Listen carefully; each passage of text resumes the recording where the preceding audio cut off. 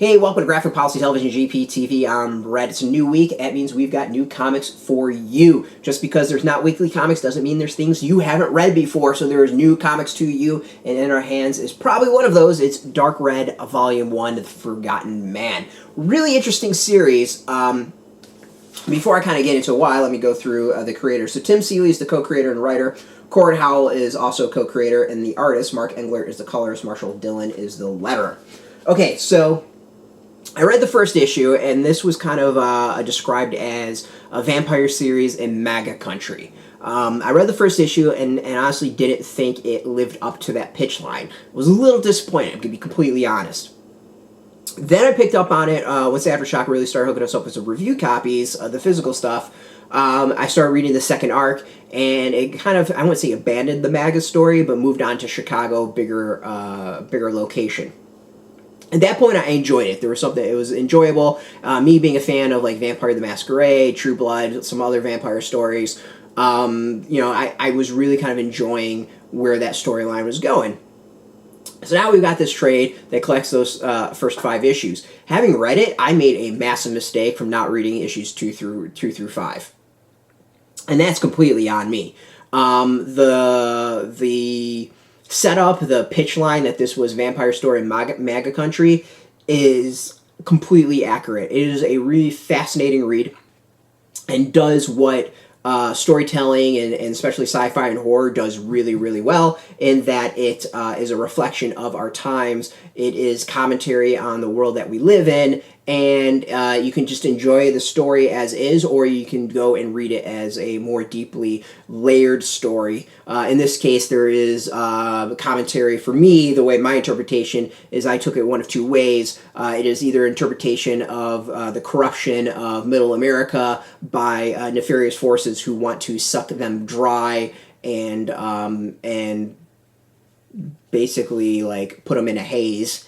The other is that it is a corruption of conservatism as a whole, and with that becomes this nefarious belief of white supremacism and everything that comes with that, as far as seeing everyone else as inferior and being resources that you can manipulate and take advantage of and literally suck dry.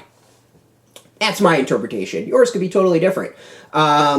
It's really good. Like the once you get through the first issue, which is very much a setup, the second issue really lays out where things are at.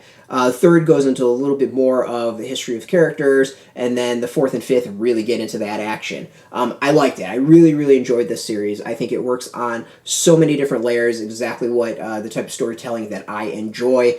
Obviously, it's going to piss off some people, and you know what? That's fine. You don't have to check it out. But for those who might even kind of be pissed off about the interpretation of what it says, it's still just a good vampire story.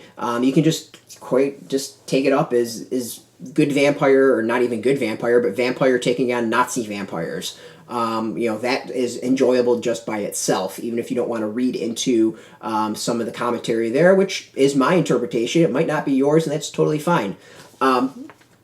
But I dig it. Like, I really, really dig it. This is a series that I gave up on and thankfully came back to and kicking myself. The art is solid. Like, I really dig it. It's not it's not horrific. It's not over the top blood and gore. There really is something a bit more subtle about it that I dig. There's kind of small details in there that tells a lot of the story about the characters, where they live, what's going on.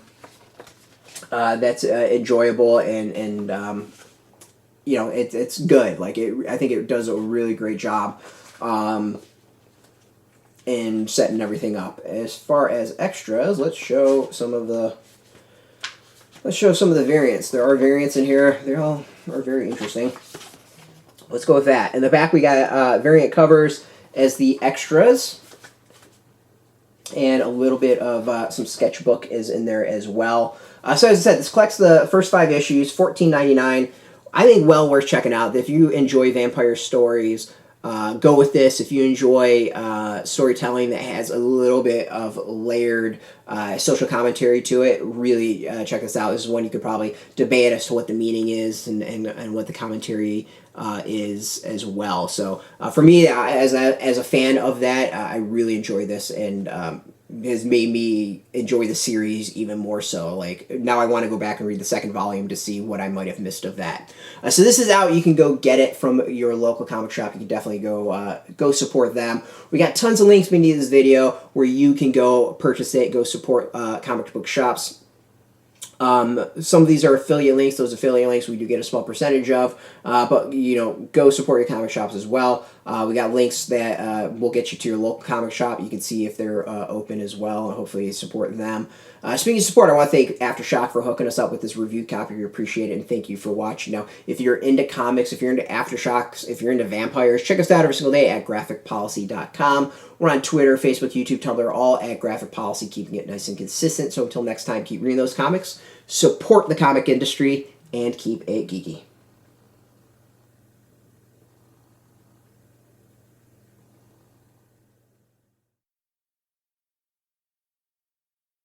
Hey, thanks for watching the previous video from Graphic Policy Television. Just by watching, you help support our site. Thank you so much. Now, if you're watching these videos, you probably care about geeky things like movies, television, comic books, toys, games, video games, you name it. You can go and subscribe right now to our YouTube channel to stay in touch and catch all the new videos, or check out our website at graphicpolicy.com. There's a nice link on this end of the video. But as always, thank you for watching. Keep on rocking and keep it geeky.